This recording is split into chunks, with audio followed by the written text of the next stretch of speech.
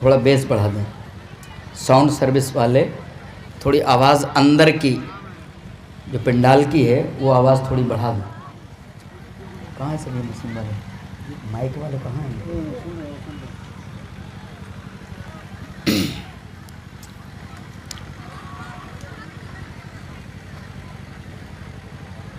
الحمد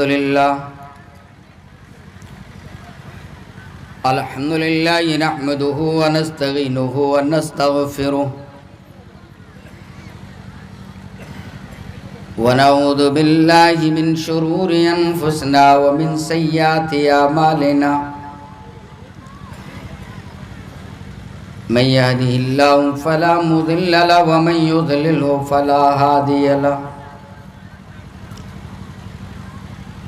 وأشهد أن لا إله إلا الله وحده لا شريك له وأشهد أن محمدًا عبده ورسوله يا أيها الذين آمنوا اتقوا الله حق تقاته ولا تموتن إلا وأنتم مسلمون.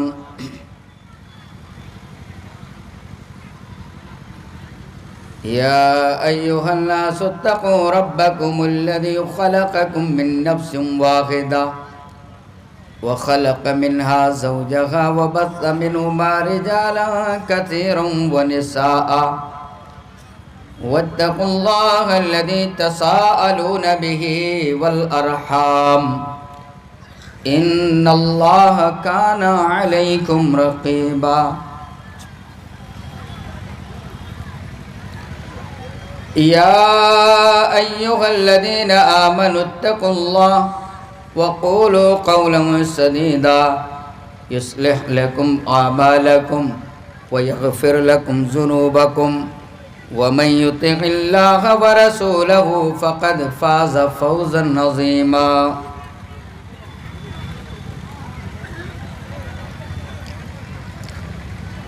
أما بعد فإن خير الحديث كتاب الله وخير الهدي هدي محمد صلى الله عليه وسلم وشر الأمور محدثاتها وكل محدثة بدعة وكل بدعة ضلالة وكل ضلالة في النار.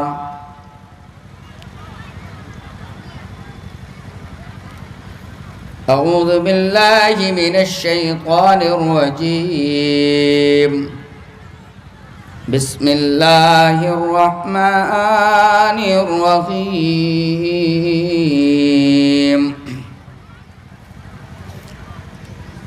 وأقيموا الصلاة وآتوا الزكاة واركعوا مع الراكعين.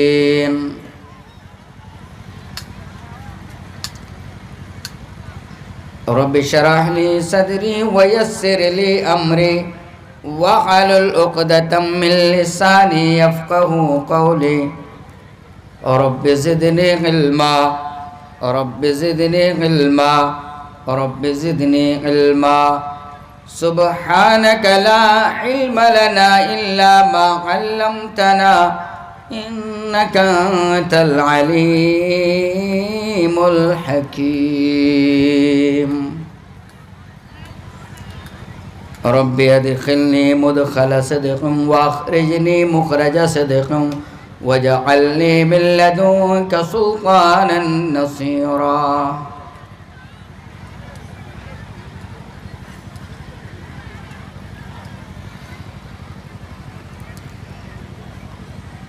دل و نظر میں سمانا ہے تو نماز پڑھو. دل و نظر میں سمانا ہے تو نماز پڑھو. دل و نظر میں سمانا ہے تو نماز پڑھو. جو اپنی چاہ بڑھانا ہے تو نماز پڑھو، اور مساجدوں میں تو ہوتی ہے نور کی بارش، مساجدوں میں تو ہوتی ہے نور کی بارش،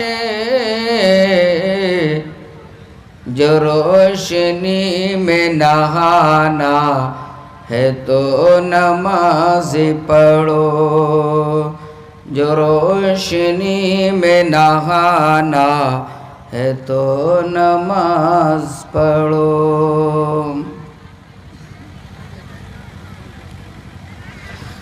تمہارا ساتھ نبھائیں گی آدھیاں یارو، تمہارا ساتھ نبھائیں گی آدھیاں یارو، جو مسجدوں کو بچانا ہے تو نماز پڑھو، جو مسجدوں کو بچانا ہے تو نماز پڑھو، ادھر ادھر کے حوالوں سے تم کو کیا مطلب، ادھر ادھر کے حوالوں سے تم کو کیا مطلب، جو سنتوں کو بچانا ہے تو نماز پڑھو، جو مسجدوں کو بچانا ہے تو نماز پڑھو۔ اللہم صلی وسلم علی نبینا محمد۔ معزز علماء کرام،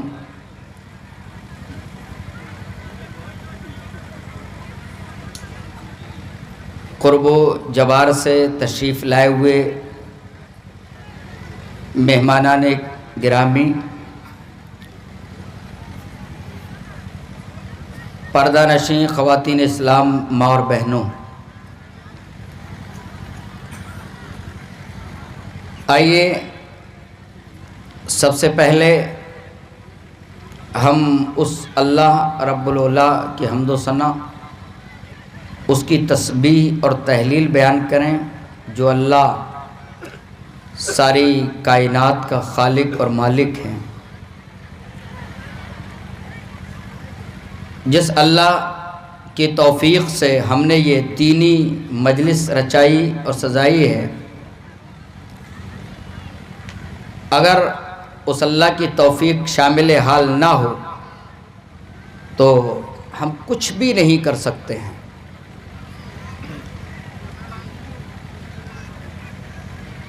اور بڑی خوشی کی بات یہ ہے کہ ابھی ایک بچے کو دستار جیسے شرف اور عزت سے نوازا گیا، جو علامت ہے اس بات کی کہ اس بچے نے اس انتم پستک، اس آخری کتاب کو اپنے سینے کے اندر ضبط کیا ہے، جس کے تعلق سے اللہ نے فرمایا کہ اگر ہم اس قرآن کو پہاڑوں پر بھی نازل کر دیتے تو یہ ریزہ ریزہ ہو جاتا، اگر آسمان پہ نازل کرتے تو یہ بھی چورا چورا ہو جاتا، اور زمین بھی برداشت نہیں کر پاتی، یہ پہاڑ بھی برداشت نہیں کر پاتے۔ اتنی بڑی کتاب کو یاد کرنا یہ صرف اللہ کی توفیق اور اس کا کرم ہے۔ میں اللہ سے دعا کرتا ہوں الہ العالمین اس بچے کے سینے میں قرآن کی ان آیات کو ازبر فرما دے، یہ کبھی بھول نہ پائے، اور اللہ اسے ہمیشہ تسلسل کے ساتھ میں پڑھنے کی بھی توفیق عطا فرما، آمین۔ درود و سلام نازل ہو اللہ کے آخری پیغمبر امام کائنات تاجدار مکہ و مدینہ احمد مجتبی محمد مصطفیٰ جناب محمد رسول اللہ صلی اللہ علیہ وسلم پر، جن کے ذریعہ ہمیں دین و ایمان کی باتیں حاصل ہوئیں۔ میں ایک اعلان کرنا چاہتا ہوں، جو ہمارے بھائی راستوں میں یا دکانوں پر کھڑے ہوئے ہیں یا پنڈال میں سامنے کھڑے ہوئے ہیں، اگر واقعی آپ اللہ سے محبت کرتے ہیں، اگر آپ محمد رسول اللہ صلی اللہ علیہ وسلم سے محبت کرتے ہیں اور اللہ اس کے رسول کی شکشا اور تعلیمات سے محبت کرتے ہیں، تو مجھے امید ہے کہ آپ پنڈال کے اندر ضرور تشریف لائیں گے۔ اگر آپ کی نیت ہے کہ واقعی ہم قرآن اور حدیث سننے کے لیے آئے ہیں، ہم اللہ کے کلام کو سننے کے لیے آئے ہیں، ہم آخری نبی محمد رسول اللہ کی باتوں کو، سنہری باتوں کو سننے کے لیے آئے ہیں، تو میں سمجھتا ہوں کہ آپ صرف یہ انتظار نہیں کریں گے کہ مولانا جرجیت صاحب آئیں تب ہم پنڈال کے اندر آئیں گے، نہیں، جہاں مولانا جرجیت صاحب قرآن و حدیث کی باتیں سنائیں گے، اسی طریقے سے یہ علماء کرام بھی آپ کو قرآن اور حدیث کی باتیں سنا رہے ہیں۔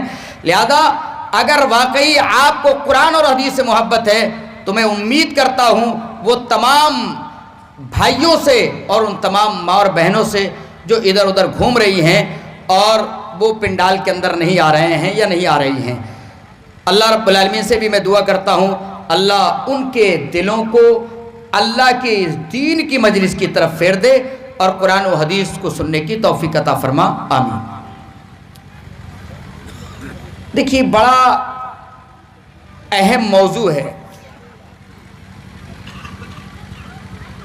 قرآن کی آیت جن لوگوں نے ترجمہ سمجھ لیا ہوگا انہیں لگ رہا ہوگا کہ شاید کوئی یوں عام چھوٹی موٹی بات ہونے والی ہے، لیکن نہیں، بڑی اہم بات میں آپ حضرات کے سامنے رکھوں گا اور انشاءاللہ اپنے اس خطاب سے، اپنی اس تقریر سے کچھ میسج آپ حضرات تک پہنچانے کی کوشش کروں گا۔ اللہ رب العالمین سے دعا ہے بار الہ مجھے حق اور سچ کہنے، آپ سب کو سننے اور ہم سب کو اس پر عمل کرنے کی توفیق عطا فرما، آمین۔ ٹاپک کیا ہے؟ بے نمازی کا انجام۔ بے نمازی کا انجام یہ ٹاپک رہے گا، موضوع رہے گا، اور بڑے ہی بدقسمت ہوں گے وہ لوگ جو یہاں آنے کے باوجود، اس دھرتی اور اس گاؤں کے اندر انٹری کرنے کے باوجود اگر وہ ان باتوں کو نہ سن سکے اور اپنی زندگی کے اندر انقلاب پیدا نہ کر سکے، میرے بھائیوں پھر کیسے امید رکھو گے کہ تم دنیا کے اندر انقلاب پیدا کر دو؟ کس طریقے سے تم امید رکھو گے کہ ہماری دھرتی کے اندر، ہمارے اس بھارت کے اندر انقلاب بپا کر دو؟ کیسے امید ہو سکتی ہے جب آپ اپنی زندگیوں کے اندر ہی انقلاب برپا نہیں کر سکتے، اپنی زندگیوں کے اندر چینجنگ نہیں لا سکتے، اپنی زندگیوں کے اندر بدلاؤ نہیں لا سکتے؟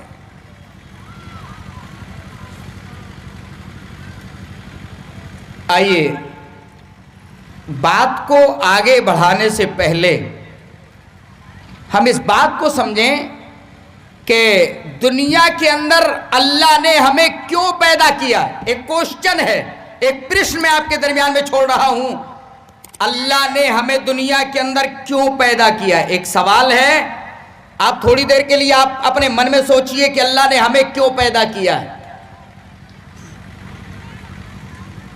مختلف جوابات، مختلف آنسرز اور مختلف باتیں لوگوں کے دماغ میں آ چکی ہوں گی کہ اللہ نے ہمیں کیوں پیدا کیا۔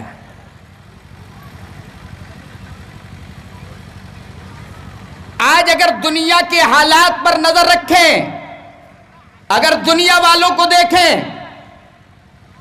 تو ہر آدمی کی تگودو یہ ہے مکان بن جائے، ایک اچھی دکان ہو جائے، اس کا بزنس اچھا ہو جائے، گھر کے اندر ٹائلز لگ جائیں، گھر کے اندر پتھر لگ جائے، ایک منزلہ مکان بن گیا تو 2 منزلہ ہو جائے۔ ہر آدمی کی یہ چاہت، تمنا اور آرزو ہے۔ لیکن اس دنیا کو پیدا کرنے والا کیا کہہ رہا ہے؟ ذرا اس چیز کو بھی ذرا سن لیں۔ سوال ہم نے کیا کہ اللہ نے ہمیں کیوں پیدا کیا ہے؟ ہمیں جواب اپنی طرف سے دینے کی ضرورت نہیں ہے، جواب اپنی طرف سے گڑھنے کی ضرورت نہیں ہے، بلکہ ہم قرآن سے پوچھتے ہیں، اللہ کے کلام سے پوچھتے ہیں۔ یعنی اللہ جس نے ہمیں اس دنیا میں پیدا کیا ہے، ہم اس اللہ سے پوچھتے ہیں، الہ العالمین ہماری دنیا میں پیدا ہونے کا مقصد کیا ہے؟ ہمارا ٹارگیٹ کیا ہے؟ ہم کیوں دنیا میں آئے ہیں؟ ریزن کیا ہے؟ سبب کیا ہے؟ کارن کیا ہے؟ آؤ اللہ سے پوچھنے کے لیے قرآن کے اوراق کو پلٹتے ہیں۔ پارہ نمبر 27 سورۃ الذاریات آیت نمبر 56 سے لے کر کے 58 اور 59 یعنی 56، 57، 58 اور 59 پڑھتے ہوئے چلے جائیں۔ وَمَا خَلَقْتُ الْجِنَّ وَالْإِنسَ إِلَّا لِيَعْبُدُونَ۔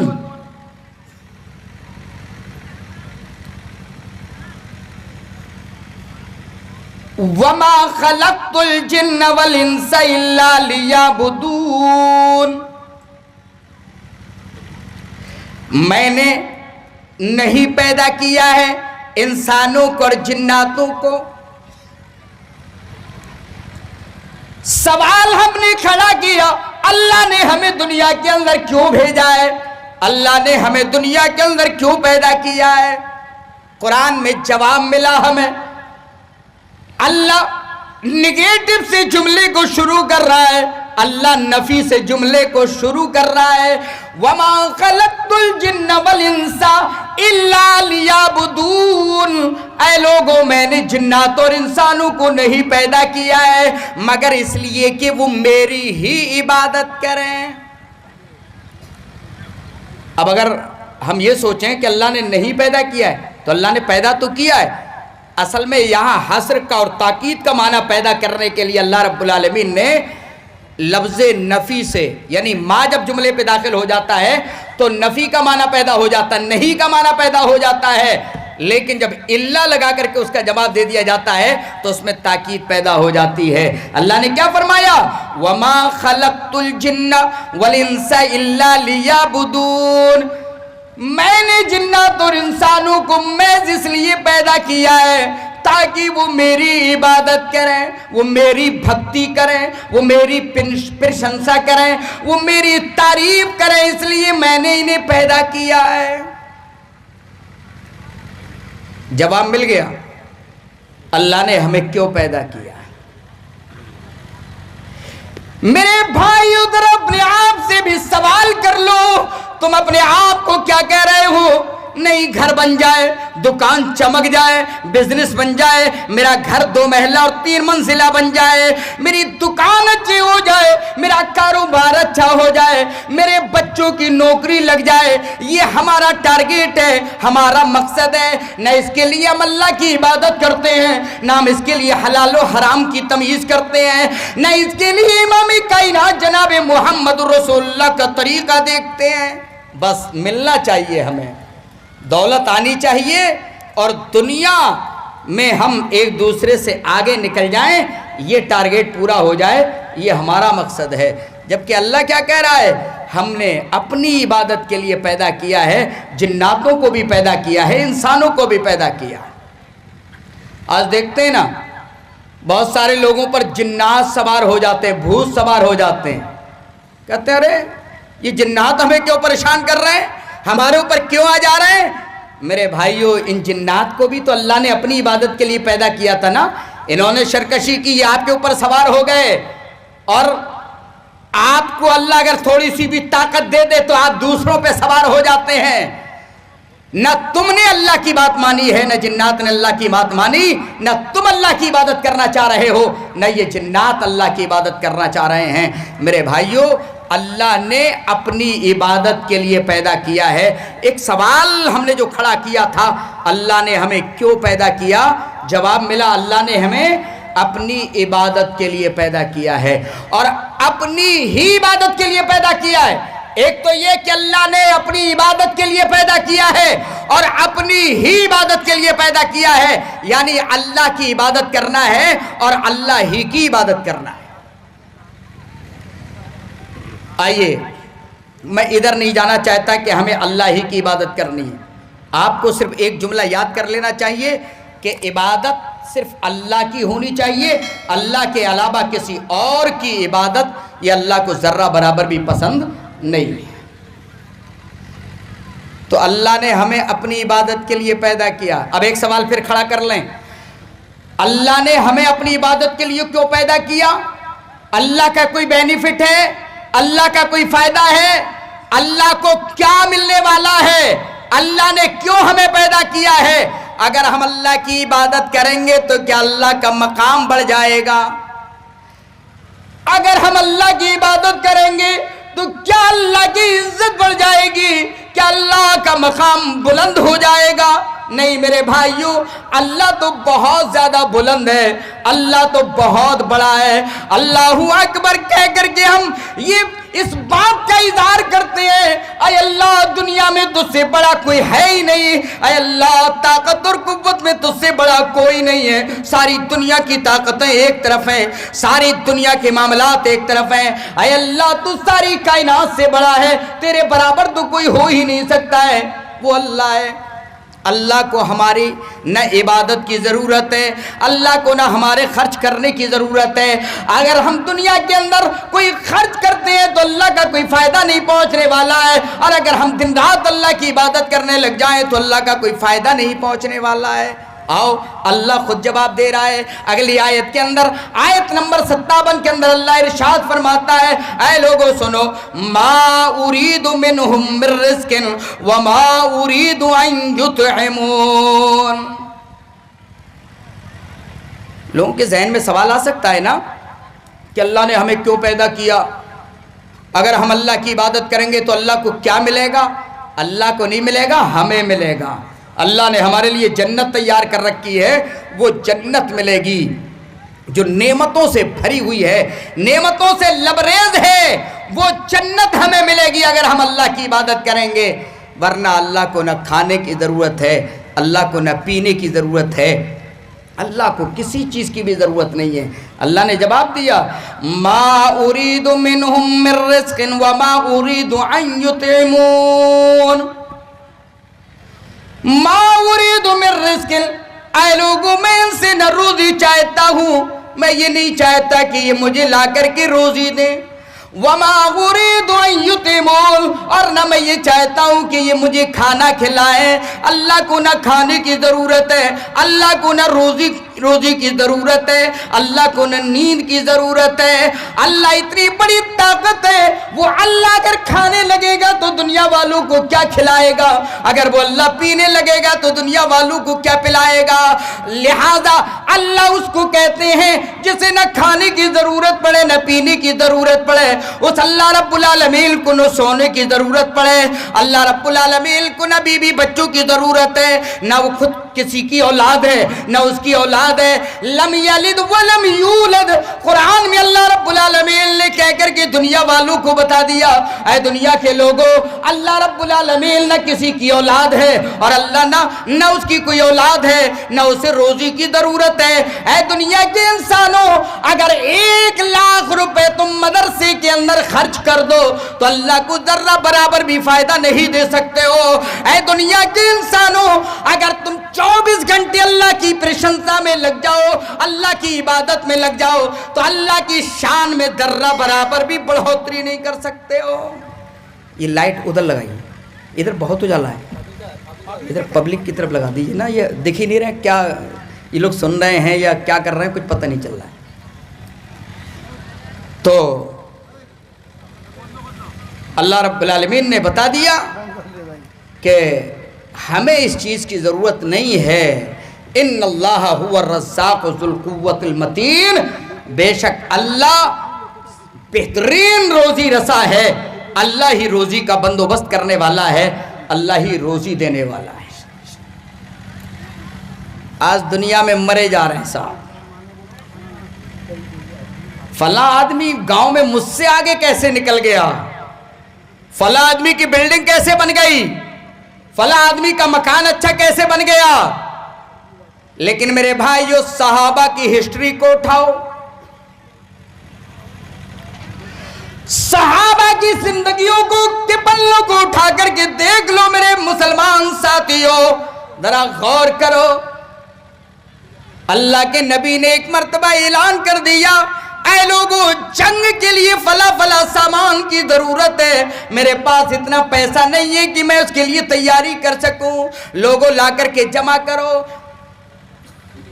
حضرت ابو بکر صدیق رضی اللہ تعالیٰ عنہ اپنے گھر کے اندر سوچ رہے ہیں، امام کائنات نے اعلان کر دیا ہے آج مجھے کیا لے کر کے جانا ہے. اور ادھر حضرت عمر فاروق رضی اللہ تعالیٰ عنہ نبی اکرم پر جان چھڑکنے والے ادھر ارادہ بنا رہے ہیں، آج میں حضرت ابو بکر سے آگے بڑھ جاؤں گا. دیکھیے ذرا غور کریے، یہاں ہم دنیا میں کیا سوچ رہے ہیں، فلاں صاحب اچھا اس نے زمین خریدی ہے، اس نے اچھا مکان بنایا ہے، چل میں بھی بنا کے دکھاتا ہوں، تو اس سے پیچھے تھوڑی ہوں. لیکن اگر کوئی آدمی نماز پڑھ رہا ہے تو نماز پڑھنے نہیں جائے گا یہ نوجوان. یہ نماز پڑھنے کے لیے یہ نہیں کہے گا کہ فلاں نوجوان نماز پڑھ رہا ہے تو مجھے بھی پڑھنا چاہیے، بلکہ کیا کہے گا، ملا جی بن رہے ہیں صاحب، یہ دیکھو کتنا بڑا نمازی بن رہا ہے، کتنا بڑا اللہ والا بن رہا ہے. آپ لوگوں سے زیادہ تو یہ کیڑے تقریر سن رہے، پتہ نہیں پریشان کر رہے ہیں.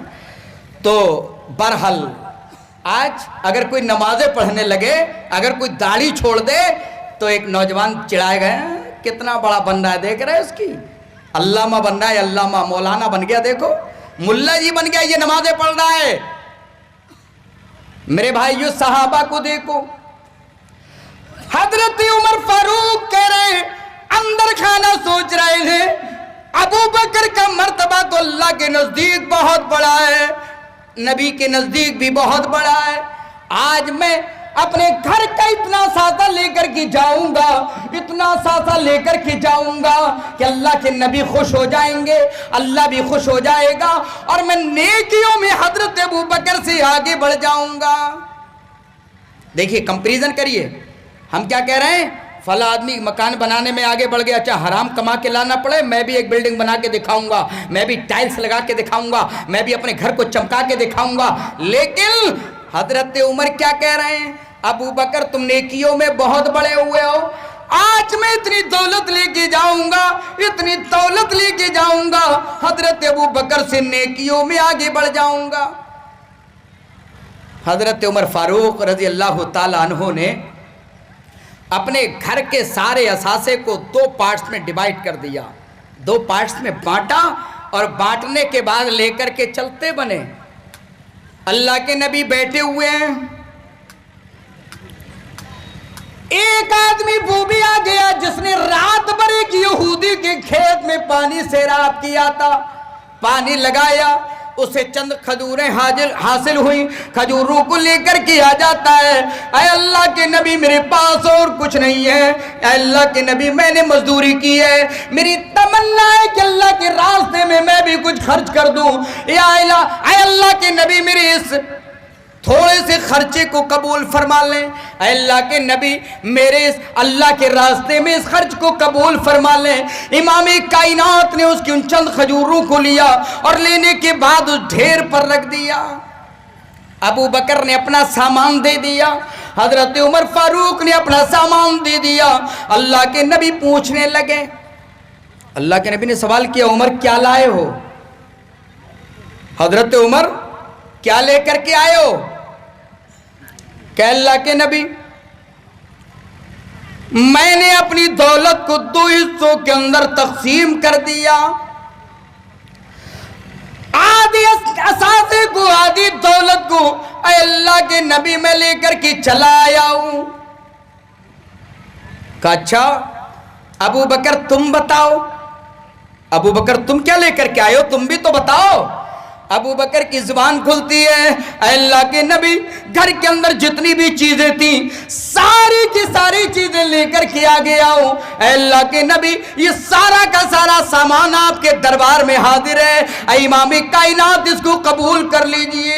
حضرت عمر فاروق سوچ رہے ہیں میں نے ابو بکر سے آگے بڑھنے کی کوشش کی تھی، لیکن ابو بکر سے تو دنیا کی کوئی طاقت آگے بڑھ ہی نہیں سکتی ہے۔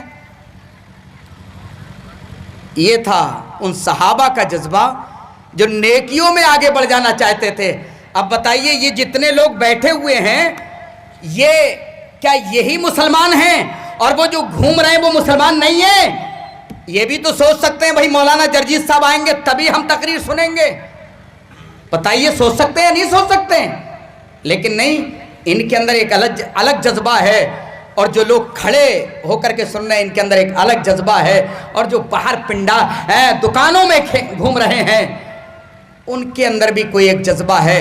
میرے بھائیوں نیکیوں میں آگے بڑھنے کے لیے کوشش کرو۔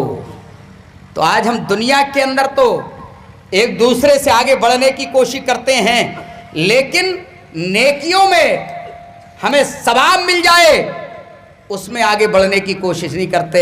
ایک نوجوان نہیں دیکھتا کہ فلاں آدمی نماز پڑھتا ہے مجھے بھی پڑھنا چاہیے، ایک 40 سال کا آدمی یہ نہیں غور کرتا ہے کہ فلاں 40 سال کا آدمی نماز پڑھتا ہے مجھے بھی پڑھنا چاہیے، ایک 50 سال کا بوڑھا 60 سال کا بوڑھا نماز نہیں پڑھتا ہے، یا ایک پڑھتا ہے نہ پڑھنے والا پڑھنے والے کو نہیں دیکھتا کہ چلو جس طریقے سے یہ پڑھ رہا ہے مجھے بھی پڑھ لینا چاہیے، نہیں پڑھتا۔